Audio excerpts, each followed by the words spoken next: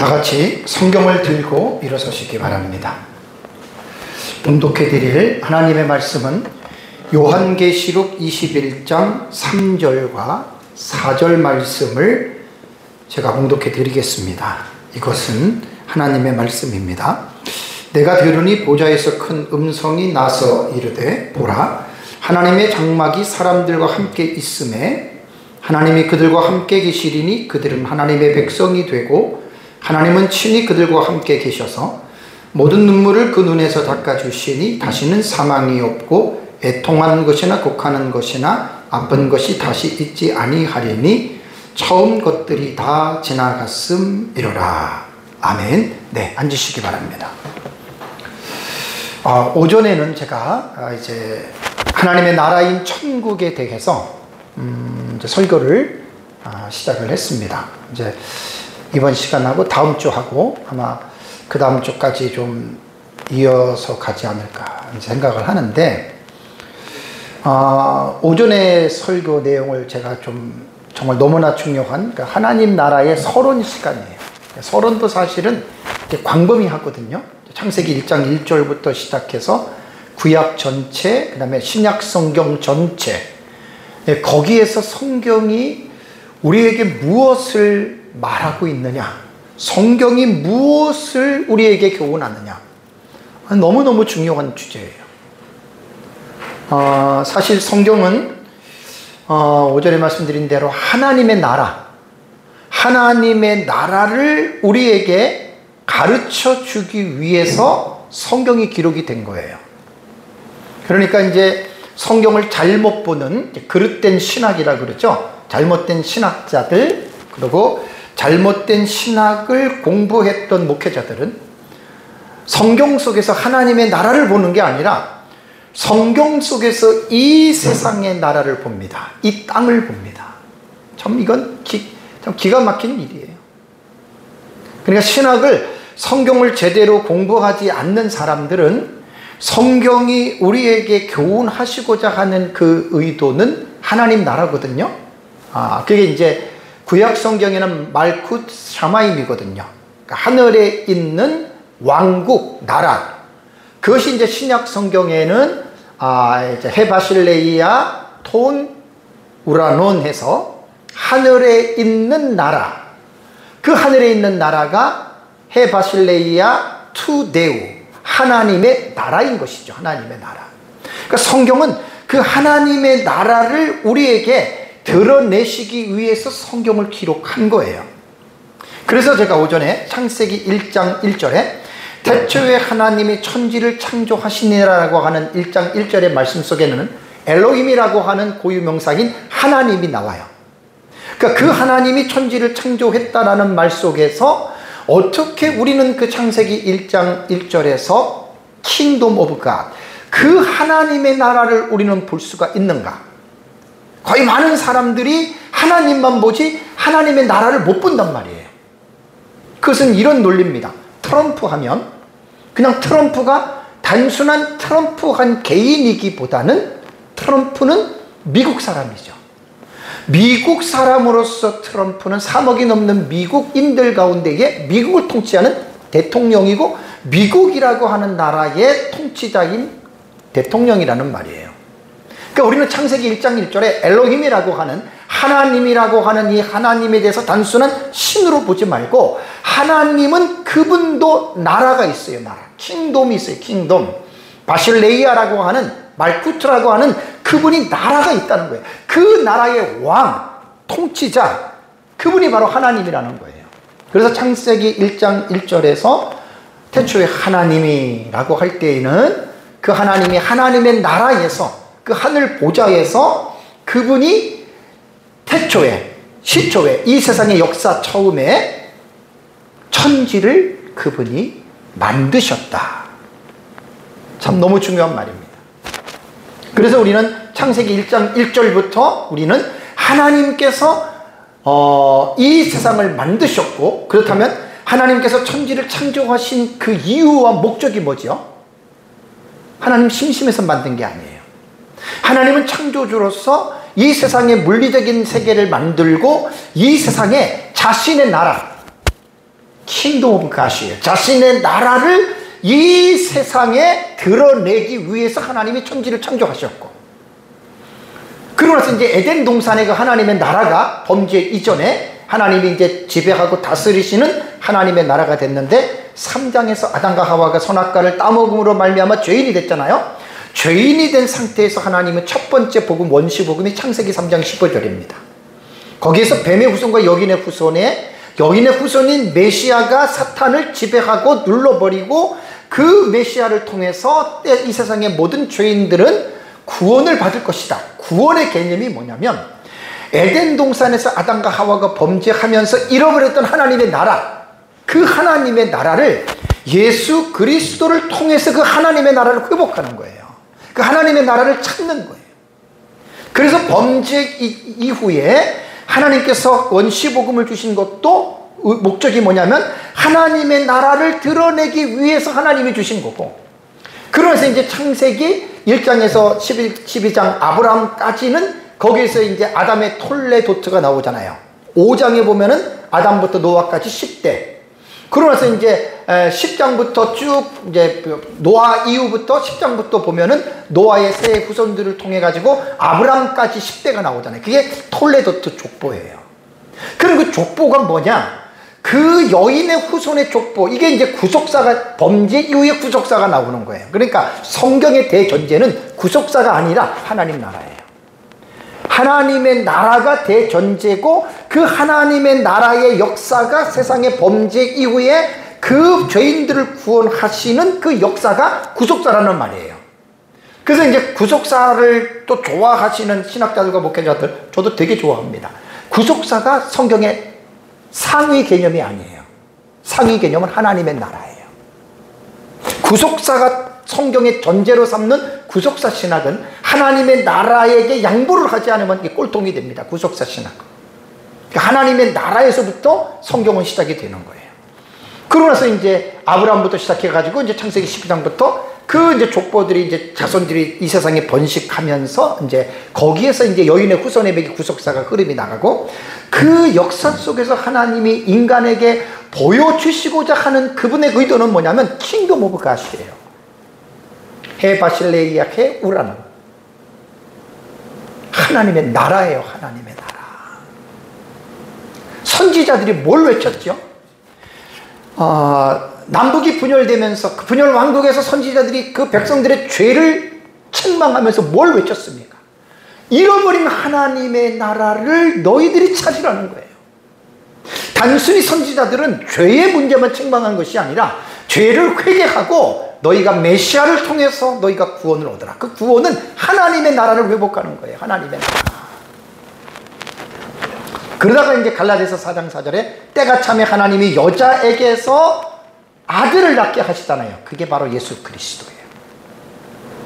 그러니까 성경은 처음부터 끝까지 다 하나님의 나라를 중심으로 성경이 기록되었고, 그리고 예수님께서 이제 이 세상에 여인의 후손으로 오셨잖아요.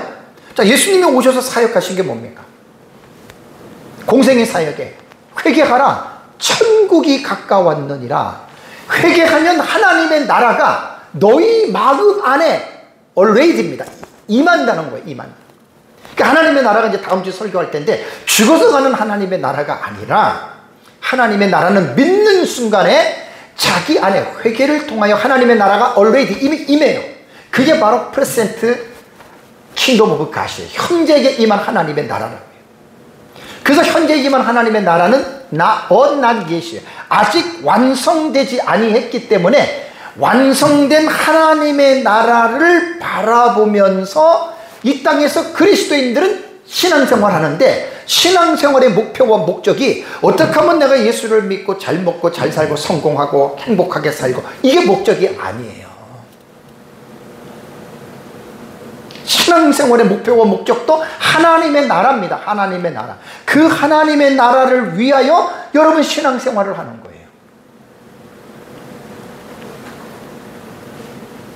그래서 예수님의 그 공생의 사역, 오전에 설교했던 걸 잘 들어보시면 공생의 사역에서도 예수님의 그 사역의 목적이 무리와 군중을 대상으로 예수님은 사역한 게 아니에요. 무리와 군중은 따라다닌 것뿐이지 예수님의 공생의 사역의 핵심은 12제자입니다. 기독교는 많은 사람을 불러 모아가지고 장터의 돗대기 시장처럼 막 사람이 많아가지고 북치고 장구치는 게 교회가 아니고 기독교가 아니에요. 한 사람 한 사람이 예수님 믿고 구원받고 하나님의 나라의 백성이 돼서 하나님의 시민의 그 삶을 살아가게 만드는 게 이게 기독교입니다. 이건 구원론에서 말하면 이것이 바로 성화에 들어가는 거예요. 성화. 예수 그리스도를 닮는 것. 교회가 돗대기 시장처럼 사람만 많아가지고 맨날 종교적인 행위에 빠져가지고 이상한 행동만 하고 그 삶이 하나님의 나라의 시민처럼 그들이 예수 그리스도의 인격을 본받지 못하고 겸손과 온유와 사랑과 절제와 근심과 어떤 이러한 평화와 이러한 사랑의 삶의 열매가 맺혀나지 아니하고 그냥 종교적인 행위만 하고 정말 예수님의 삶과 거리가 멀다면 그거는 교회가 교회로서의 본질을 잃어버린 것입니다. 왜요? 하나님의 나라를 교회에서 안 가르쳐줬고 교회에서 하나님의 나라를 배우지 못했기 때문에 그 하나님의 나라의 공동체인 교회 안에서도 땅에 속한 고린도서 3장 1절에 너희가 그리스도와 함께 다시 살리심을 받았다면 위의 것을 찾으라. 땅의 것을 생각하지 말고 땅의 것을 찾지 말라고 했는데 교회가 목사와 성도가 성경에서 하나님의 나라를 보지 못했기 때문에 자꾸만 교회에서 성도들에게 땅의 것을 생각하게 하고 땅의 것에 대한 부분을 설교자가 가르치는 거예요. 복받아라, 부자 되라, 11조 많이 해라. 참 기가 막힌 일이에요. 기가 막힌 일. 그래서 제가 오전에 말씀드린 대로 목사가 신학을 어떻게 했느냐가 그렇게 중요한 거예요. 올바른 개혁 신학을 하는 목사들은 성경에서 하나님의 나라가 대전제가 돼요. 그래서 창세기 1장부터 하나님의 나라 사상으로 요한계시록까지 하나님의 나라의 출발과 진행과 완성을 하나님의 나라로 목사가 성경을 보고 끌고 가는 거예요. 그런 목회자 밑에서 성경을 배운 성도들은 그 하나님의 나라의 사상을 가지고 교회를 다니는데 올바르지 못한 신학, 하나님의 나라를 중심으로 기록해 놓은 성경을 땅의 것으로 가르치는 번영신학이나 신비주의 신학을 했던 그 신학을 했던 목사 밑에서 자라나는 성도들은 하나님의 나라를 발견하기가 힘듭니다. 이것이 오늘날 나는 한국교회의 현상이라고 저는 봅니다. 그래서 오전 예배 시간에 요한복음 5장 39절에 예수님께서 구약 성경이 어떠한 성경인지를 정리해 주셨죠. 너희가 성경에서 영생을 얻는 줄 생각하고 성경을 연구하거니와 이 성경이 곧 내게 대하여 증언하는 것입니다. 예수님이 말씀한 성경은 구약 성경입니다. 구약 성경이 무슨 책이냐? 예수님이 아주 간단 명료하게 말했잖아요. 성경에서 영생을 얻는 줄 생각하고 성경을 연구하라고 하는 말은 성경은 우리에게 영생을 가르쳐주는 책이란 말이에요. 영생이라고 하는 아이오니오스 조에라고 하는 말은 두 단어잖아요. 영원한 그 다음에 생명이라는 말이에요. 그러면 성경이 우리가 이 세상에서 과연 영원한 생명을 누릴 수가 있을까요? 아닙니다. 한번 죽습니다. 그러면 영원한 생명이 있는 나라가 어느 나라예요? 세상 나라가 아니에요. 그게 바로 킹덤 오브 갓이에요. 하나님의 나라예요. 그러니까 구약 성경은 하나님의 나라를 중심으로 기록한 책이지 이 세상 나라를 위해서 기록한 성경이 아니라는 거예요. 그래서 히브리서 11장 말씀에 이 사람들은 다 믿음을 따라 살다가 믿음을 따라 죽었다 그랬잖아요. 거기에 보면은 이제 아벨부터 시작해서 에녹부터 그 다음에 쭉 해가지고 노아 나오고 그 다음에 이제 아브람부터 사라 나오고 이삭 야곱 쭉 나오잖아요. 참 이기면 이제 가슴이 막 흥분이 되는 거예요. 제가 성경을 제대로 봐야 됩니다. 성경은 무슨 부적 같은 거를 주는 게 아니에요. 무슨 세상의 복을 떨어뜨리는 그런 책이 아니에요. 성경은 하나님의 나라입니다.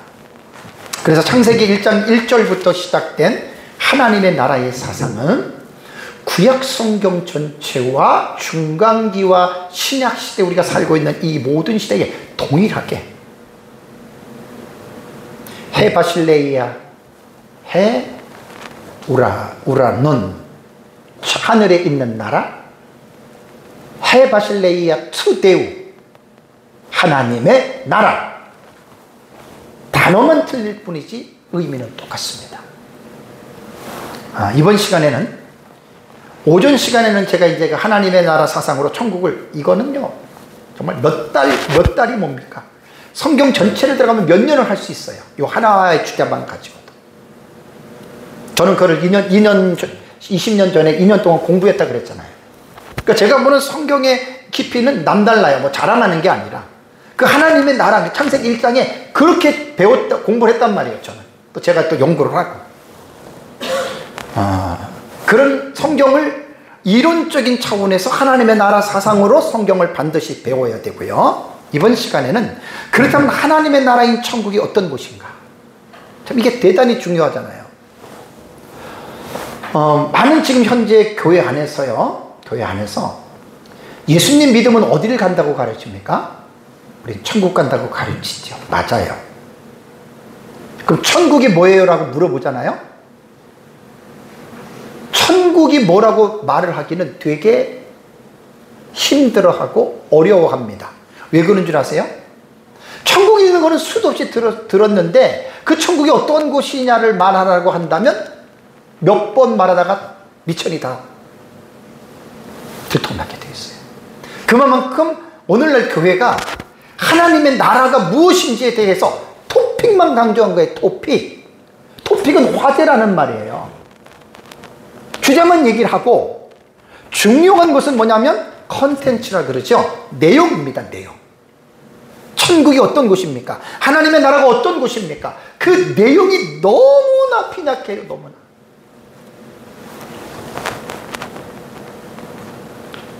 그래서 이제 성경에서 사람들이 하나님의 나라 천국을 모르니까, 공부를 못했으니까 현대 교회가 이제 천국 갔다 온 사람, 지옥 갔다 온 사람, 이제 이런 사람들이 이제 교회의 강사들이 돼가지고 천국 간증, 지옥 간증, 이런 것들이 그냥 교회 안에서 지금 말도 못하게 지금 인기를 얻고 있잖아요. 옛날부터 그랬어요. 이건 조심해야 됩니다. 왜냐하면 천국을 갔다 오고 지옥을 갔다 온 사람들의 말에 미혹이 되잖아요. 큰일 납니다. 저도 옛날부터 많이 들어봤잖아요. 그런데 천국에 대한 간증과 지옥에 대한 간증이 사람들마다 다 똑같질 않아요. 다른 것도 꽤 있어요. 개혁신학은 기록된 성경 외에 다른 사실들에 대해서 우리는 특별한 하나님의 계시성을 두지 않습니다. 그러니까 보세요. 어떤 사람이 천국과 지옥을 갔다 왔어요. 그거는 그 사람 개인의 경험입니다.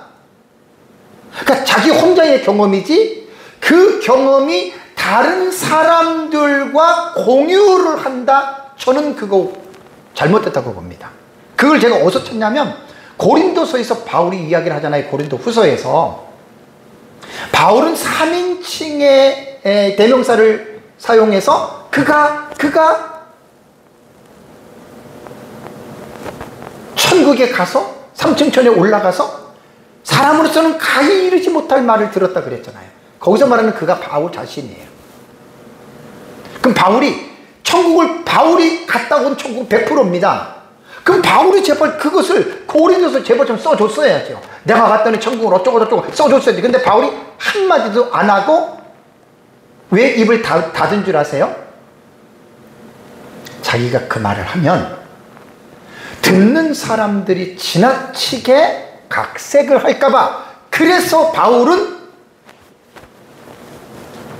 말 안 한 거예요. 요즘은 어때요? 뭐 천국 갔다 오다 지옥 갔다 오다 그 사람이 유명 강사가 되잖아요. 그 책 한 권을 쓰면 그 책이 베스트셀러가 되잖아요. 위험한 겁니다. 그래서 개혁신학의 성경적인 교리는요, 성경에 기록된 66권의 말씀만 의지해서 우리는 하나님의 진리를 여기에서 가려야 된다는 말입니다. 종교개혁가 존 칼빈은 성경이 가라면 가고 서라면 서라는 거예요. 하나님의 나라인 천국은 인간의 지혜로 헤아릴 수 있는 나라가 절대로 아닙니다. 절대로 아닙니다. 그렇다고 해서 이 하나님의 나라를 알기 위해서 우리가 직접 가서 보고 와야 되는 것도 더더욱 아닙니다. 기독교의 모든 교리와 지식은 올리 바이블입니다. 솔라 스크립트랍니다. 솔라 스크립트라. 오직 성경. 오직 성경은 토타 스크립트라. 전 성경이에요. 66권만. 하나님의 나라인 천국에 대해서 성경에는 많은 내용이 사실 나오지는 않아요. 부분에 기록이 되어져 있어요. 그래서 우리는 성경을 깊이 있게 묵상하고 연구함으로 말미암아 하나님의 나라가 어떠한지를 유추해 볼 수가 있어요. 이것도 얘기하려고 그러면 제가 1시간 충분히 넘게 할 수 있어요. 그냥 넘어가겠습니다. 저는 그런 공부를 해봤기 때문에 하는 말이에요.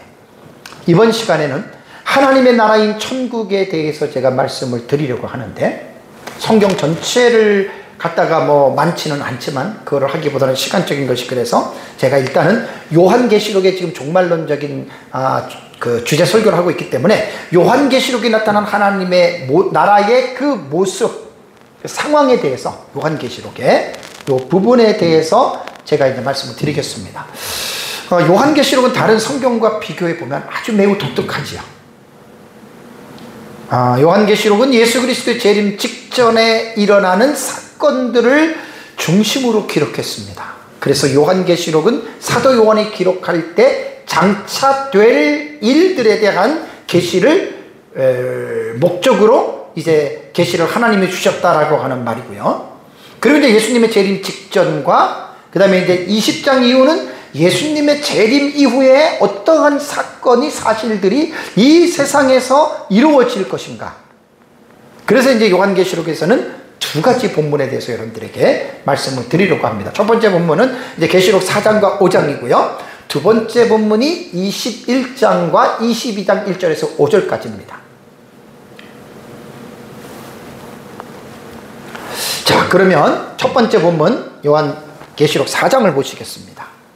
자, 계시록 4장과 5장은 하나님의 나라인 천국이 어떠한 곳인지를 보여주는 매우 중요한 본문입니다.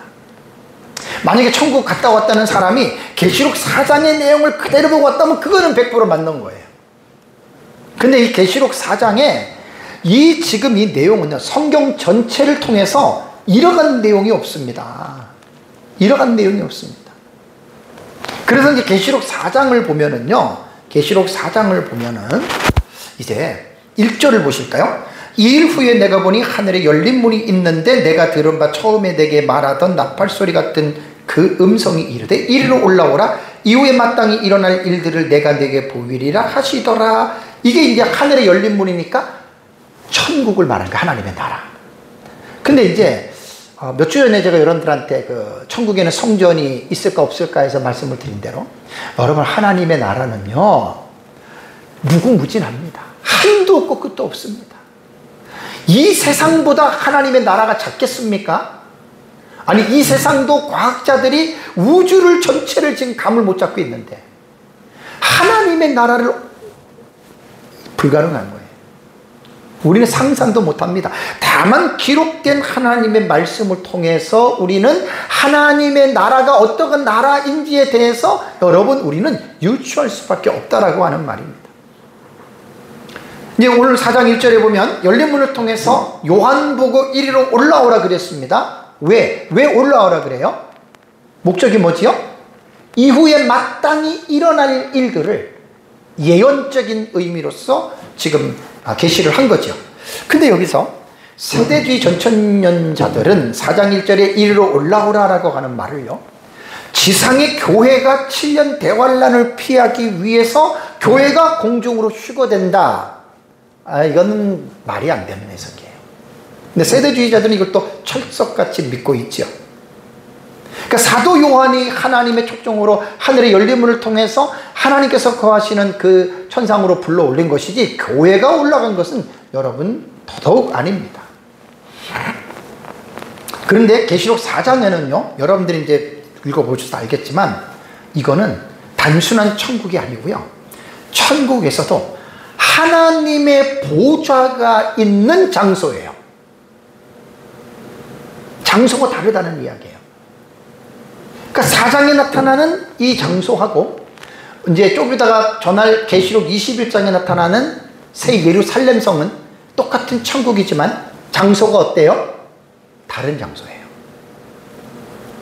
다른 의미예요. 우선 4장 3절을 보겠습니다. 4장 2절과 3절이요. 내가 곧 성령에 감동되었더니 보라, 하늘에 보좌를 베풀었고 그 보좌 위에 앉으신 이가 있는데 앉으신 이의 모양이 벽옥과 홍보석과 같고 또 무지개가 있어 보좌 위에 들렸는데 그 모양이 녹보석 같더라. 야, 여러분 이거 대단한 말입니다. 이게 보좌에 앉아 있다.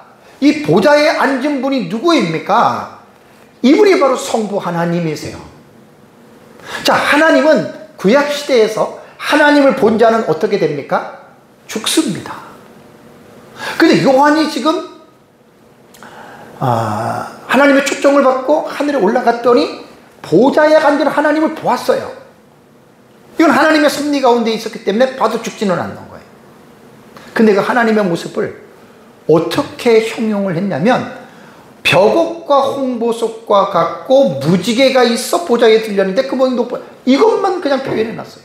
뭐 우리 성부 하나님이 인간처럼 육체를 가졌다면 머리빛이 어떻고, 예수님은 계시록 1장을 보면 사도 요한이 예수님의 머리카락을 어떻게 했어요? 양철같이 희다 그랬죠. 그죠? 눈이 붓다 그랬잖아요. 이 말은 뭐냐면 성자 예수님은 인간의 모습을 입고 세상에 오셨다가 죽으시고 부활했기 때문에 성자 예수님은 인간의 형체를 갖고 계세요. 그게 부활체예요.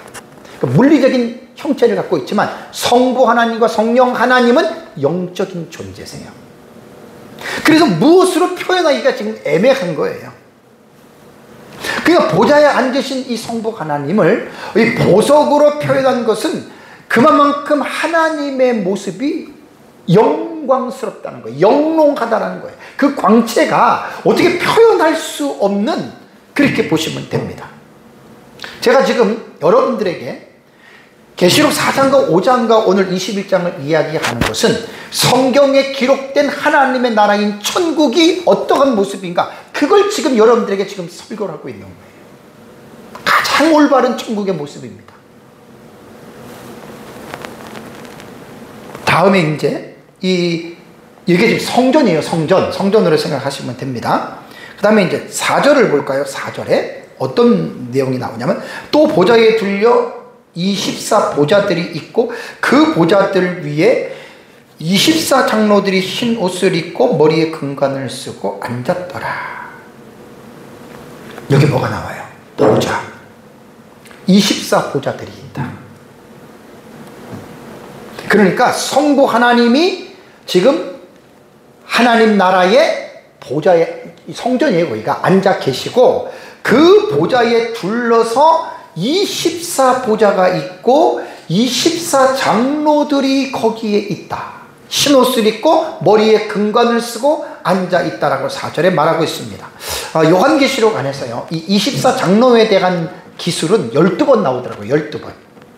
이들은 흰옷을 입고 머리에 금멸관을 쓰고 보좌에 앉아있다. 4절이죠. 또한 이들은 보좌에 앉으신 하나님께 엎드려 경배와 찬양을 드리는 자다. 4장 10절에서 11절, 5장 8절, 9절, 10절, 그 다음에 14절, 7장 11절, 그 다음에 11절에서 11장 16절에서 18절, 19장 4절 보면 24장로가 엎드려 하나님을 경배하는 내용이 나와요. 때로는 이 24장로는요, 그 중에 하나가 요한을 위로하는 역할을 해요. 5장 5절을 보면. 또 요한에게는 계시의 해석자로서 역할을 하는 것이 7장 13절에서 17절 계시를 해석해주고, 그 다음에 성도들의 기도를 담는 금대접을 가지고 있는 자로 5장 8절에 묘사하고 있고, 그 다음에 14만 4천이 찬양할 때 그 찬양을 듣는 위치에 14장 3절을 보면 24장로가 있습니다. 이상의 사실로 볼 때 24장로는 아주 하나님과 매우 근접한 위치에 머물면서 하나님의 그 일을, 하나님을 보좌를 수행하는 그러한 영적인 존재로 보는 것이 합당합니다. 이 상상을 해보십시오. 이게 지금 천국의 모습이 이렇다는 거예요. 다음에 5절 보겠습니다. 5절. 보좌로부터 번개와 음성과 우레소리가 나고 보좌 앞에 켠 등불 7이 있으니 이는 하나님의 뭐라고요? 7 영이라. 보좌 앞에 켜진 7 등불은 하나님의 7 영이라고 말하는데 7 영은 누구일까? 결론적으로 말하면 성령을 말을 합니다. 성령을 7 영이라고 표현한 것은 7이라는 수는 하나님의 완전수를 의미하기 때문에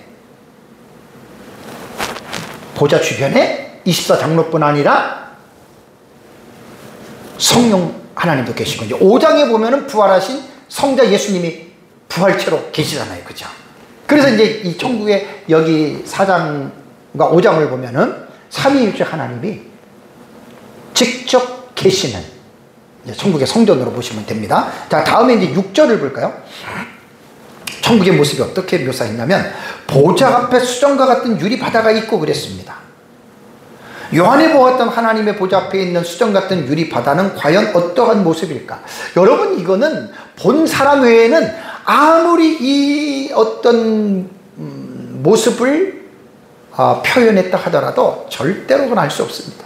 상상할 수가 없는 정도죠. 그러니까 수정과 같은 유리 바다는 하나님의 나라의 투명성과 거룩한 신비로운 모습을 그냥 생각나게 해준다라고 여러분 생각을 하시면 됩니다. 그러니까 여기 유리 바다라고 하는 말은 뭐냐면요, 땅에 있는 바다와 같은 존재가 아니고 하나님의 보좌의 지극히 거룩함을 나타내는 말로 생각하면 되는데, 새 번역에는요, 새 번역 성경에는 보좌 앞에 수정 같은 유리 바다 같다, 그냥 이렇게. 호스라고 하는 말은 비유법이거든요. 뭐뭐 같다 이렇게 보시면 됩니다. 지금 제가 천국의 모습을, 사도 요한이 보았던 모습을 사도 요한이 기술했던 글 언어를 통해서 제가 나름대로 여러분들에게 지금 대언하고 있는 말입니다. 자, 다음에 이제 또 특이한 게 뭐냐면 6절과 8절을 볼까요? 4장 6절과 8절을 보면 보좌 앞에 수정과 같은 유리 바다가 있고 보좌 가운데에 보좌 주위에 네 생물이 있다 그랬습니다. 앞뒤에 눈들이 가득하더라. 그래서 네 생물을 어떻게 해요? 첫째 생물은 사자 같고, 둘째 생물은 송아지 같고, 셋째 생물은 얼굴이 사람 같고, 넷째 생물은 날아가는 독수리 같은데, 참 이게 신기하죠? 희한하죠? 8절을 보니까 네 생물은 각각 6 날개를 가졌고 그 안에 주위에는 눈들이 가득하더라.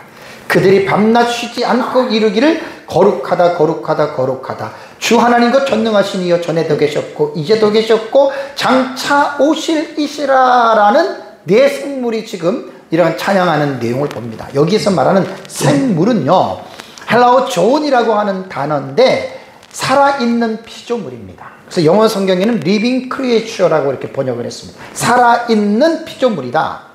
그래서 여기에 이 생물이라고 하는 이 존재는요, 무슨 기괴한 이상한 괴물 같은 짐승이 아니라 여기에서 말하는 내 생물은 하나님 보좌 가까이에서 하나님을, 모든 피조물을 대표해서 그 하나님을 섬기는 피조세계를 주관하는 그러한 천사들로 보시면 됩니다.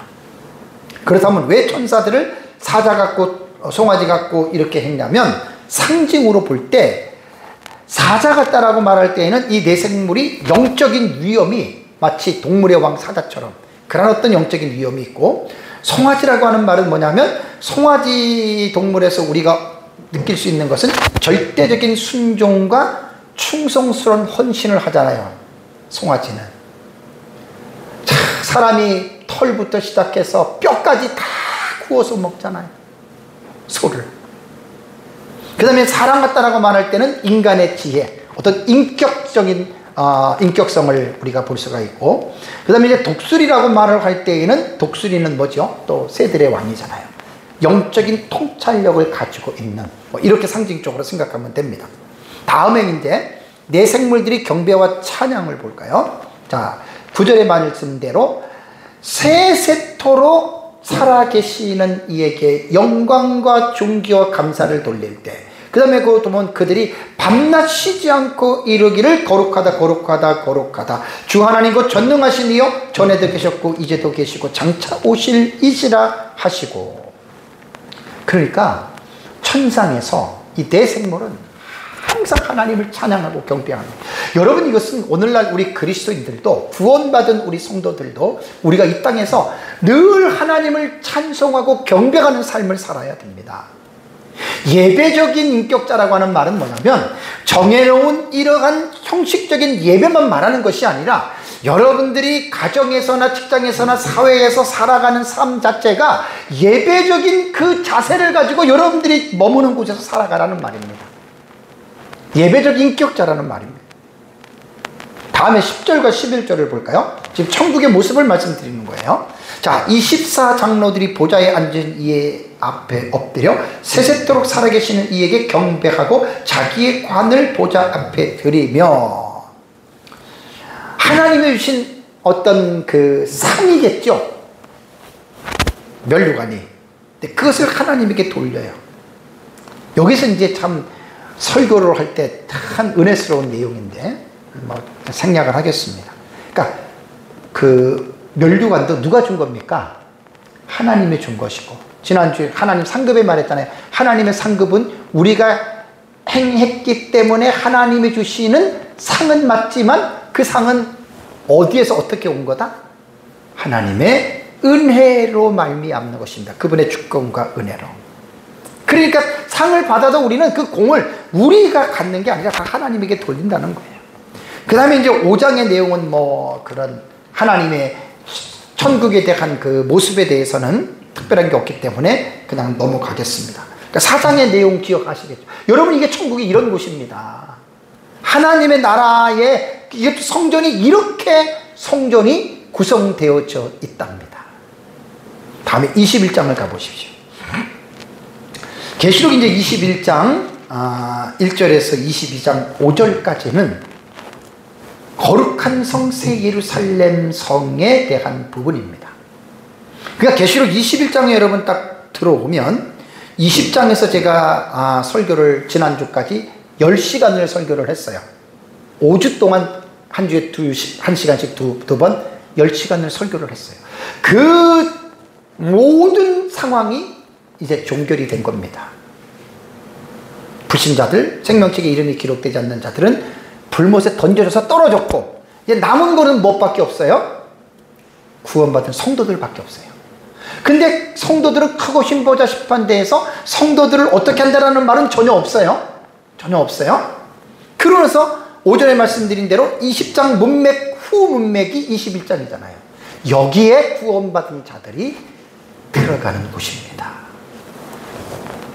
그래서 이 구원 받은 자들이 들어가는 것은 이제 지금 만약에 여러분 사람이 죽는다면 어떻게 되나요?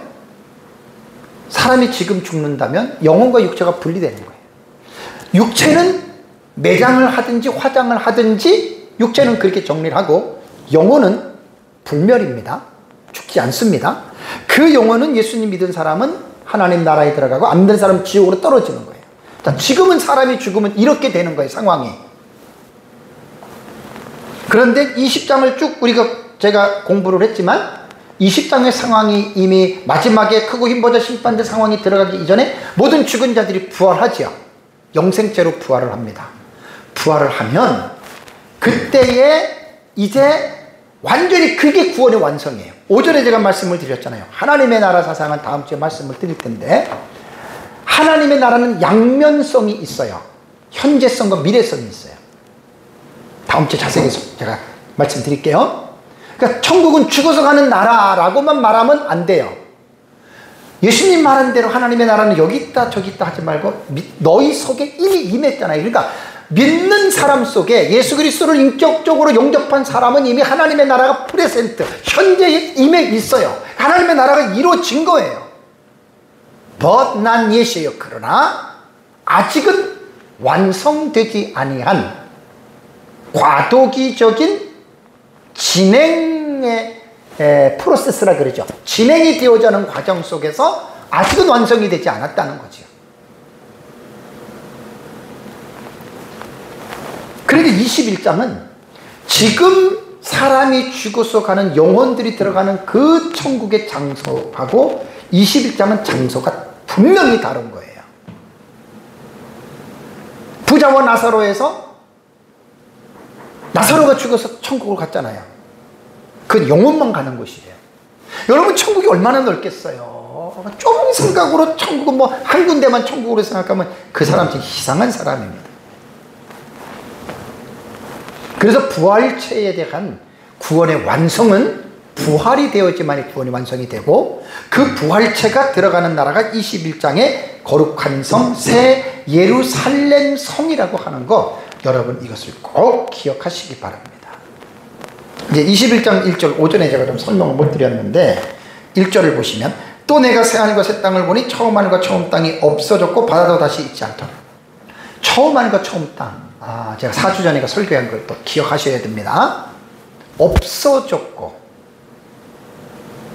역사적 천천년은 소멸로 봅니다. 무천년은 갱신으로 봅니다. 저야 당연히 소멸로 보죠. 신학적 입장은 뭐 논쟁할 필요는 없습니다. 완전히 이 처음 하늘 땅 말 그대로 사라진 거예요. 그리고 이제 2절에 내가 보면 거룩한 성 새 예루살렘이 하나님께로 하늘에 내려오니, 처음 것은 다 지나가고 없어진 겁니다. 그리고 이제 거룩한 성 새 예루살렘 성이 내려왔다. 뭐 내려왔다는 말이 뭐 없어지고 내려왔다라기보다도 그렇게 환상으로 보였다는 거죠. 그러니까 이 세상에 물들개가 없어지면 지옥과 천국밖에 없는 거예요. 지옥과 천국밖에. 그래서 21장은 지금 사람이 죽어서 영원히 가는 그 장소와는 또 다른 장소라는 것을 여러분들이 기억을 하셔야 됩니다. 천국은 천국인데,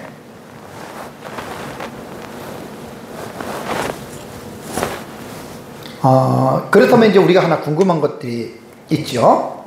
이제 궁금한 것들이 있는데, 천국은 어떠한 곳일까? 어떠한 곳일까? 참 너무나 하나님의 나라에 대해서 우리가 너무들 공부를 안 해서 너무들 몰라요. 그냥 영적인 나라만 생각하잖아요. 그죠? 여러분, 하나님의 나라는 영적인 나라가 맞습니다. 그러면 하나님의 나라는 영적인 나라만이 하나님의 나라일까요? 그건 무식한 말입니다. 지금 새 예루살렘 성은 21장과 22장 1절에서 5절까지는 모르겠어요. 시간이 되면 좀 내가 1시간씩 하고 싶은데, 새 예루살렘 성이 물질적인 세계로 그려지고 있습니다.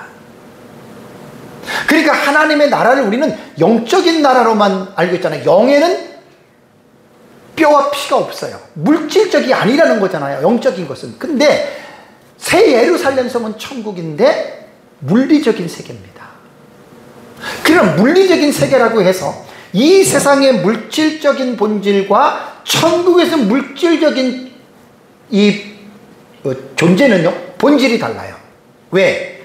이 세상의 물질적인 것들은 영원하지 않잖아요. 그죠? 나무도 시간이 지나면 어떻게 돼요? 나무도 노화가 돼요. 사람도 늙어요. 인간의 육체는 죽게 되잖아요. 부활체는 노화가 되지 않고 늙지도 않고 죽지도 않아요. 피조세계도 마찬가지입니다. 그러니까 이 21장에 이거 꼭 제가 한번 설교를 다시 한번 해야 될 것 같아요.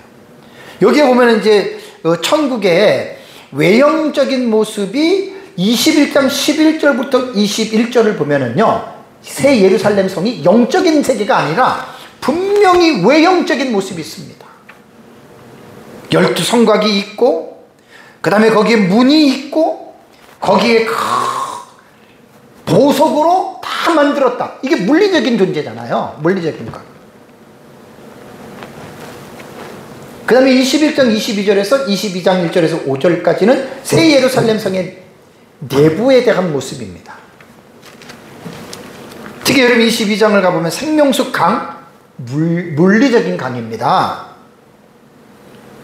거기에 생명나무가 있고 12가지 열매를 맺는 거, 이거 실제적입니다. 그런 사람들이 이 하나님의 나라에서 공부를 안 하고 이런 사람들은 이 말을 들으면 고개를 갸우뚱해요. 나 그 사람 보면 내가 좀 너무 답답해. 여러분, 자, 인간을 보십시오. 부활체라는 말이 뭐죠?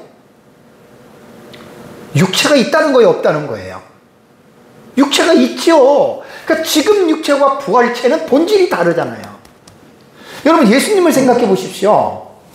예수님이 죽으시고 부활하셨잖아요. 부활하신 예수님의 육체가 죽기 전에 육체와는 똑같이 보이지만 질은 달라요, 본질이. 자, 부활하신 예수님이 생선을 드셨습니까? 안 드셨습니까? 드셨지요. 우리가 죽고 영혼과 육체가 분리됐다가 부활하잖아요. 그런 그 부활체는 물리적인 요소를 갖고 있고, 왜 새 예루살렘 성에 생명수 강이 있고 거기에 왜 생명나무가 있고 12가지 과실이 맺히겠어요? 관상용 아닙니다. 먹는 거예요. 아니, 성경을 보면 그대로 이 내용인데 사람들이 이런 부분들을 공부를 안 하고 다 상징으로만 해석들을 해버려가지고 너무나 천국에 대한 컨텐츠가 너무 약해요. 성경을 잘 보셔야 됩니다, 이거는.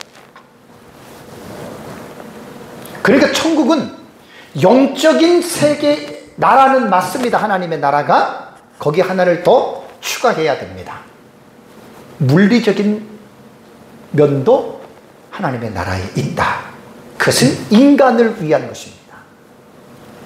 참 신비할 것 같아요. 부활체와 영체. 영은 인간의 눈에는 보이지 않지만 부활체는 인간의 눈에 보여요. 제가 볼 때는 천국 가면은 육신적인 그런 건 필요 없을 것 같아요. 부활한 우리 사람이 영적으로도 영적인 것들을 다 볼 수 있는, 아마 그게 가능하다고 봅니다. 교차로 그렇게 볼 수 있다고. 그러면 이번 시간에는 3절과 4절에서 천국의 상황만 말씀해요. 상황만. 지금 천국의 모습은 아니고 상황만. 자, 3절을 보겠습니다. 3절, 21장 3절. 내가 들으니 보좌에서 큰 음성이 나서 이르되 보라, 하나님의 장막이 사람들과 함께 있음에 하나님이 그들과 함께 계시리니 그들은 하나님의 백성이 되고 하나님은 친히 그들과 함께 계신다. 자, 우리가 앙망하는, 우리가 기대하는 천국, 하나님의 나라, 지금 말고요, 부활체로 들어가는 완전한 그 하나님의 나라 예루살렘 성은 하나님이 그들과 늘 함께 가십니다. 장막이라고 하는 이 스케네라고 하는 이 단어는요, 하나님이 인간과의 모세 시대에는 이것이 이제 스케네가 천막이라는 뜻이거든요. 처소가 되는 건데, 새 예루살렘 성에서는 하나님과 함께 늘 함께 사는 거예요. 여러분이 얼마나 기가 막힙니까? 아담과 하와가 에덴 동산에서 죄를 짓기 전에는 에덴 동산에서 하나님과 함께 살았잖아요. 여러분, 천국은 뭐냐? 지금 우리는 죄를 졌고 죄성이 있어서 우리 하나님과의 관계가 멀고 하나님이 내 안에 계신다 그래도 우리가 그것을 제대로 체감을 못하지만 천국은 그게 아닙니다. 그래서 새 예루살렘 성 안에는 성전이 필요 없어요. 왜? 하나님이 그들과 함께 늘 계시니까. 다음에 4절을 볼까요? 21장 4절. 모든 눈물을 그 눈에서 닦아주시니 다시는 사망이 없고 애통하는 것이나 곡하는 것이나 아픈 것이 다시 있지 아니하리니 처음 것들이 다 지나가. 여러분, 이게 하나님 나라 천국입니다. 오전에 제가 말씀을 드렸잖아요. 유토피아. 헬라어로 우토포스예요. 장소가 없다. 그런 장소가 없다는 거죠. 모든 사람들이 세상에 살면서 자식 때문에, 남편 때문에, 아내 때문에, 건강 때문에, 물질 때문에, 주변의 사람들 때문에, 자연재해 때문에, 그 다음에 여러 가지 악조건 때문에 얼마나 많은 사람들이 탄식하면서 삽니까? 저를 비롯해서. 여러분, 그러한 사람들의 마음속에 소망이라는 게 뭐예요? 제발 이런 불행과 고통과 저주가 없는 곳이 없을까? 누군가는 그러한 이상형의 나라와 이상형을 누군가는 꿈꾸고 기대한다는 말입니다. 사람이라면. 그렇다면 과연 이 세상에 그러한 유토피아 이상형의 나라가 있을까요? 말 그대로 유토피아입니다. 없답니다. 그래서 제가 오전 예배 때 말씀드렸잖아요. 나는 있다라는 말입니다. 분명히 있다. 그런 이상세계가 사람들이 생각하는 그 상상을 초월하는 그것보다 더 이상적인 나라가 있는데 그 나라가 킹덤 오브 가시예요. 해 바실레이아 톤 우라논, 해 바실레이아 투 데우, 하늘에 있는 나라, 하나님의 나라. 그 하나님의 나라는 모든 사람들이 상상을 초월할 정도로 꿈에 꾸고 바라던 나라보다 훨씬 더 좋은 나라가 하나님의 나라인데, 그 나라가 오늘 4절에 보니까 눈물을 그 눈에서 닦아주신다는 말입니다. 여러분, 사실 그리스도인들은요, 세상을 살면서 하나님의 말씀 때문에 얼마나 많은 어려움과 핍박을 받았습니까? 성경이 기록될 당시에는 예수님 믿는 것 때문에 죽은 사람들이 많았어요. 지금도 이제 이슬람권이라든가 회교권이라든가 불교권에서는 아주 그들의 어떤 신앙이 아주 특심한 때에는 그리스도인들이 지금도 많이 죽어요. 그러면서도 그들은 그렇게 자기 목숨을 빼앗기면서도 하나님에 대한 신앙을 버리지 않는 게 크리스찬이거든요. 어느 시대든지 간에 하나님을 경외하고 하나님의 말씀에 순종한 사람들은 박해와 고난을 받는 삶을 살았습니다. 지금도 마찬가지인데 디모데서 3장 12절 보면 무릇 그리스도 예수 안에서 경건하게 살고자 하는 자는 박해를 받으리라. 지금 이 시대도 마찬가지. 우리 그리스도인들이 정말 하나님의 말씀대로 경건하게 살려고 하면 반드시 우리나라에서도 박해받습니다. 근데 많은 사람들이 경건한 삶을 포기를 하기 때문에 우리에게 그런 박해가 없다는 것뿐이죠. 그래서 진실한 그리스도인들은 살면서 많은 눈물을 흘립니다. 신앙 때문에 많은 눈물을 흘립니다. 그것이 하나님의 나라 가면 하나님이 그 눈물을 닦아주신다, 이렇게 볼 수가 있고, 또 하나는 다시는 그러한 고난이 없을 것이라고 하는 주님의 격려의 표시로 눈물을 닦아주신다는 것을 우리가 이해하면 됩니다. 그러니까 이 새하늘과 새 땅은요, 4절을 보십시오. 처음 것들이 어떻게 해요? 다 지나갔음이라 그랬죠. 처음 것들은 이 세상에 속한 것입니다. 여러분, 이 세상에서 불완전한 세상입니다. 죄악된 세상입니다. 얼마나 우리가 고통을 받습니까?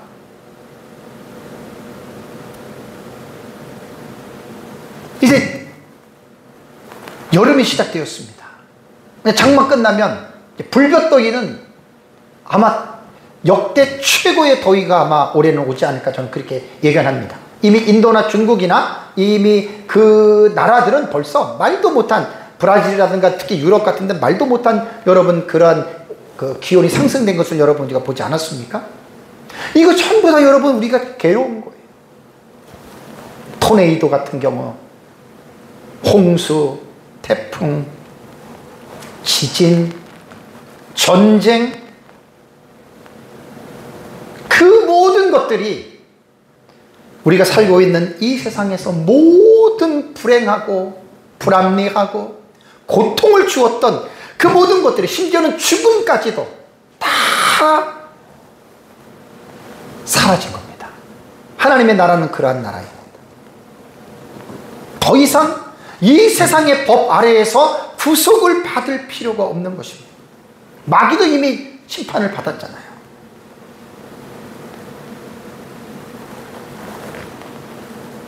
그래서 4절을 다시 보시면은요, 모든 눈물을 그 눈에서 닦아주시니 다시는 뭐가 없습니까? 사망이 없습니다. 여러분, 이 세상에서 진짜로 여러분들 제일 두려운 게 뭔지 아십니까? 여러분, 뭐가 제일 두렵겠습니까? 뭐가 제일 무섭겠습니까? 죽음이에요. 죽음. 너 죽어? 제일 무서운 거잖아요. 죽음은 이 세상에서 끝이니까. 근데 하나님 나라에서는 죽음은 끝이 아니에요. 죽음 후에도 영원한 내세가 있기 때문에 사망이 없습니다. 하나님의 나라가 얼마나 좋은 나라인지. 그러니까 이거는 이 세상에서는 말 그대로 그 유토피아지만, 그러나 제가 오전에 자신 있게 말씀드린 대로 있습니다. 사람들이 생각하는 그 이상형을 넘어선, 한참 한참 넘어선 그런 생각, 그게 바로 하나님의 나라 천국이라는 거예요. 우리가 이 천국을 전하는 사람들이에요. 교회는 사람들에게 예수 믿어서 복받고 잘 먹고 잘 살고 이렇게 살려고 가르치는 교회는 그건 거짓된 교회고 잘못된 교회입니다. 그런 교회를 다니면 성도들 큰일 납니다. 부자 되려고 잘 먹고 잘 살고 성공하려고 교회를 다닌다면 그 애초부터 교회를 다니는 목표와 목적이 잘못됐고, 또 교회의 목사가 그렇게 성도들을 가르친다면 그런 교회는 잘못된 거짓된 교회입니다. 그런 교회를 다니면 큰일 납니다. 교회는 하나님의 나라를 가르쳐 주는 거예요. 말씀을 통해서. 제가 말씀드렸잖아요. 이 하나님의 나라는요, 평생을 설교할 내용이에요. 안타깝게도 많은 설교자들이 하나님의 나라에 대한 공부들을 너무나 못해가지고 하나님의 나라에 대해서 말할 것들이 별로 없어요. 저는 20년 전에 공부를 해서 몇 년 동안 하나님 나라 했습니까? 지금도 하려면 죽을 때까지 할 수 있어요. 제가 보는 하나님의 나라의 관점의 설교는 옛날에 했던 거 다시 리바이벌해서 하면 아마 놀랄 겁니다. 한 가지만 예를 들어, 오전에 제가 말씀을 드렸잖아요.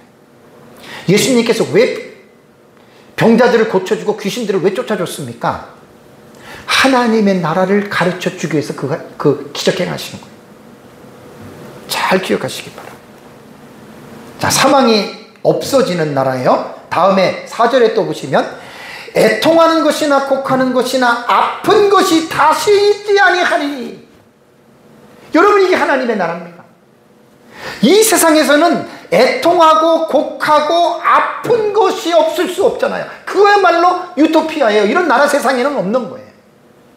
하나님의 나라는 애통할 일이 전혀 없어요. 곡할 것도 없고 아픈 것도 전혀 없어요. 여러분, 이게 바로 킹덤 오브 갓입니다. 헤바실레이아 톤 우라논, 하늘에 있는 나라, 그 하늘에 있는 나라가 킹덤 오브 갓이에요.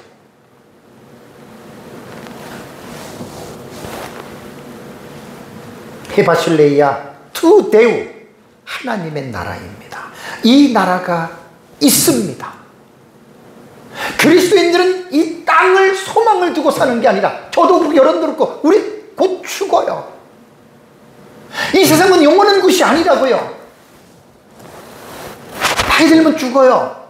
근데 우리가 바라는 소망하는 하나님의 나라는 영원한 나라예요.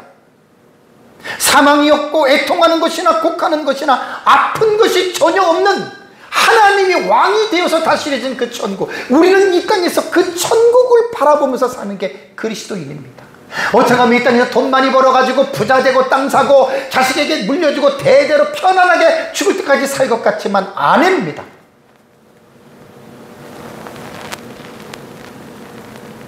사랑하는 성도 여러분, 성경은 하나님의 나라에 대해서 기록한 책입니다. 우리가 성경을 읽을 때 성경 속에 계시던 하나님의 나라가 어떤 곳인지에 대해서 올바르게 알아야 됩니다. 성경의 핵심 사상이 하나님의 나라이기 때문에 성경을 읽으면서 하나님의 나라와 그 관점들을 보지 못하고 성경을 보고 이 세상의 것만을 따라간다면 그 사람은 성경을 잘못 보는 사람입니다. 하나님의 나라 사상은 간단하게 말할 게 아닙니다. 성경 창세기 1장부터 계시록까지 이 하나님의 나라의 사상으로 성경을 풀어야 됩니다. 구속사도 구속사지만 이 하나님의 나라 사상이 이게 상위 개념이에요. 이렇게 이제 공부도 안 하신 분들은 이런 말들을 이해를 못 하시는데 참 안타깝습니다. 제가 볼 때. 그래서 이 천국은요, 천국을 갔다 온 사람들의 간증에 귀 기울이 마십시오. 그리고 성경만 관심을 가지십시오. 구약 성경도 하나님의 나라에 대해서 말을 하고 신약 성경도 하나님의 나라에 대해서 우리에게 교훈하고 있고, 그래서 이번 시간에는 계시록에 나타난 하나님의 나라 4장과 5장은 하나님이 보좌에 앉아 계시는 천국의 수도라고도 말할 수도 있고 성전이라고 말할 수도 있고요. 그 다음에 21장, 22장은 제가 이제 3절과 4절에 말씀드린 대로 천국의 모습입니다. 지금하고는 전혀 비교가 안 될 정도로. 그래서 우리는 그리스도인들은 바로 이 나라를 소망하는 거예요. 그리스도인들은. 저도 그렇고 여러분도 그렇고. 하나님의 나라를 바라보면서 여러분들이 인내하고 믿음으로 살아가시기를 주님의 이름으로 축복합니다. 다 같이 함께 기도하겠습니다.